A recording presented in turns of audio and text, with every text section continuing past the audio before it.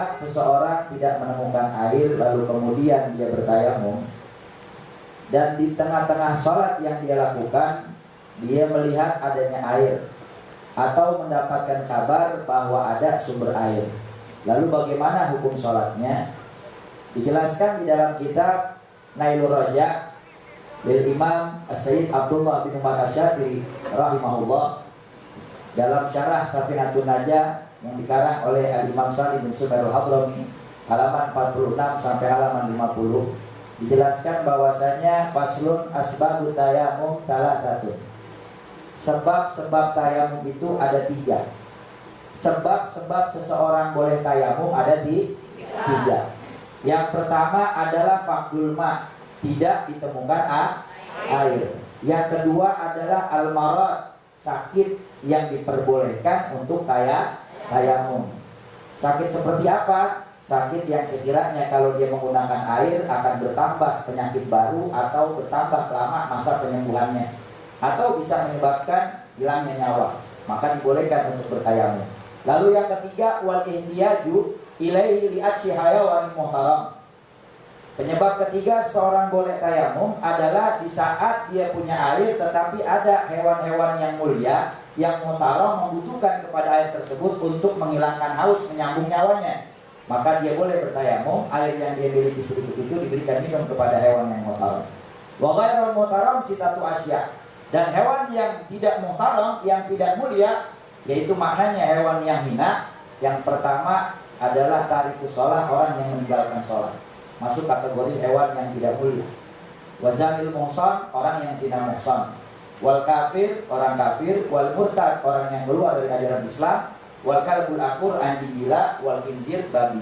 Itu 6 golongan orang yang ghairul muhtaram. Kalau bertemu dengan mereka di saat mereka butuh air untuk minum, maka kita wudhu saja pakai airnya, biarkan mereka tidak dapat airnya. Tetapi kalau selain daripada yang 6, maka boleh berikan air kepada mereka, lalu kemudian kita bertayamum.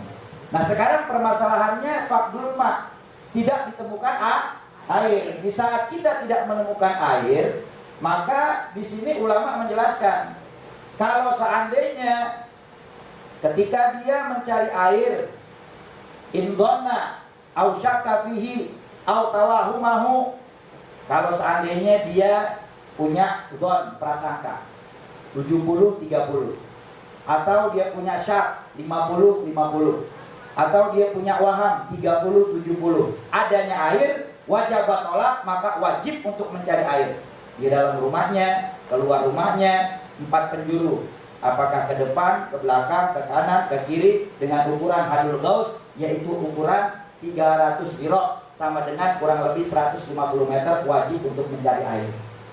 Tapi kalau seandainya di atas daripada hadul gaus, yaitu hadul kurub, yang ukurannya adalah 1,5 mil atau sama dengan 9.000 zirok, sama dengan 4,5 kilometer, maka kalau dia yakin ada air di sana, wajib cari air.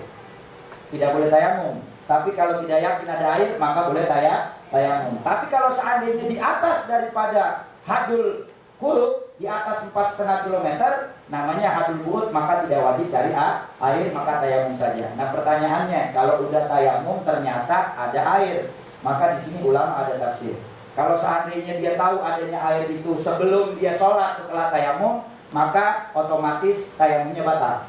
Kenapa? Idza wujidal ma batalat tayamum. Dalam kaidah fikih dikatakan kalau ditemukan air maka tayamumnya batal. Kalau seandainya dia tahu ada sumber air itu sebelum sholat, tapi setelah tayamum, maka tayamumnya otomatis batal. Tapi kalau sudah di dalam sholat, maka di sini ulama ada tafsir penjelasan. Kalau seandainya sholatnya fardu dan masuk kategori sholat yang tersebut tidak gugur dengan tayamum, seperti sholatnya orang yang mukim, yang di tempat mayoritas ada air, maka otomatis seketika sholatnya batal.